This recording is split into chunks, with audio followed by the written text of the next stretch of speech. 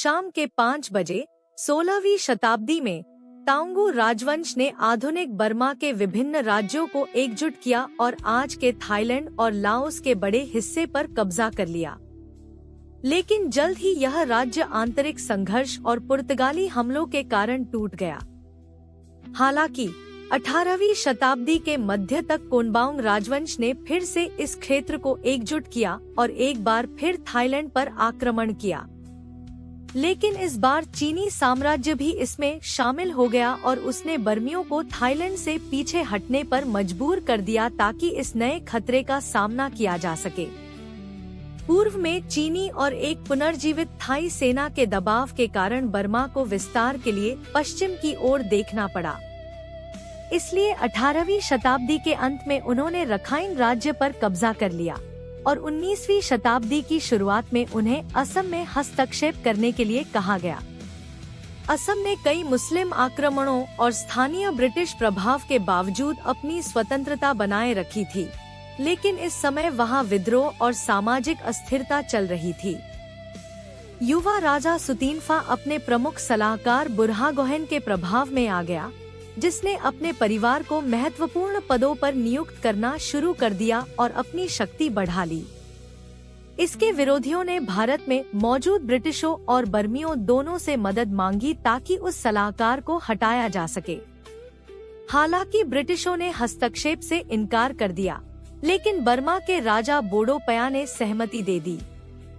इसके बाद बर्मी सेना भेजी गई और 1822 तक उसने असम और पड़ोसी मणिपुर के अधिकांश हिस्से पर कब्जा कर लिया। लेकिन अब उसकी सीमा ब्रिटिश भारत से लगने लगी। ईस्ट इंडिया कंपनी ने विद्रोहियों को सहायता देना शुरू किया, लेकिन सितंबर 1823 में बर्मियों ने सालपुरी द्वीप पर कब्जा कर लिया, जिस पर ईस्ट इंडिया कंपनी दावा करती थी। जनवरी 1824 में ब्रिटिशों के खिलाफ विद्रोहियों को सहायता देने के जवाब में जनरल महाबंदुला के नेतृत्व में 10,000 बर्मी सैनिकों ने ब्रिटिश भारत पर आक्रमण किया और जंगलों से होकर आगे बढ़े।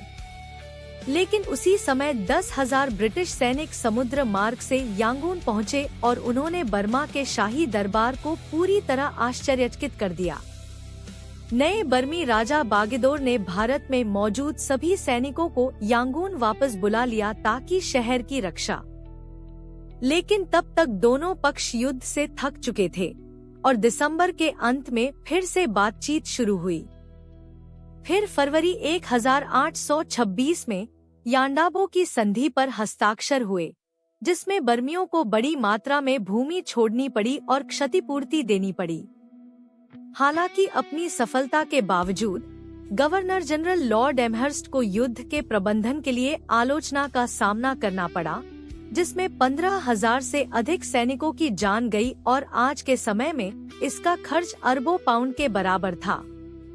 लेकिन बर्मा के लिए वे कभी भी अपनी पुरानी शक्ति वापस नहीं पा सके और 19वीं सदी में ब्रिटिशों के खिलाफ 2 और युद्ध हारने के बाद अंततः उनका विलय कर लिया गया। इसके बाद ब्रिटिशों को बर्मा में प्रोम शहर की ओर आगे बढ़ने की स्वतंत्रता मिल गई। इसी बीच असम में ब्रिटिशों ने वहां बचे हुए बर्मी सैनिकों से निपटने के लिए 10,000 सैनिक भेजे और 1 अप्रैल को ही उन्होंने मुरादयू में बर्मी सेना को हरा दिया, जिससे ब्रिटिशों ने असम के बाकी हिस्सों पर कब्जा कर लिया। बर्मी सेना ने कछार के जंगलों में कुछ प्रतिरोध जरूर किया और उसी सितंबर में शांति वार्ता शुरू हुई। हालांकि 1 महीने का युद्ध विराम टूट गया क्योंकि ब्रिटिशों ने बर्मा से बहुत अधिक भूमि की मांग की थी। नवंबर 1825 में बर्मियों ने जवाबी हमला करने की कोशिश की और प्रोम में ब्रिटिश सेना को घेरने के लिए एक सेना भेजी, जिससे उनकी संचार लाइनों को काटने की कोशिश की गई। लेकिन उन्हें फिर से पीछे धकेल दिया गया और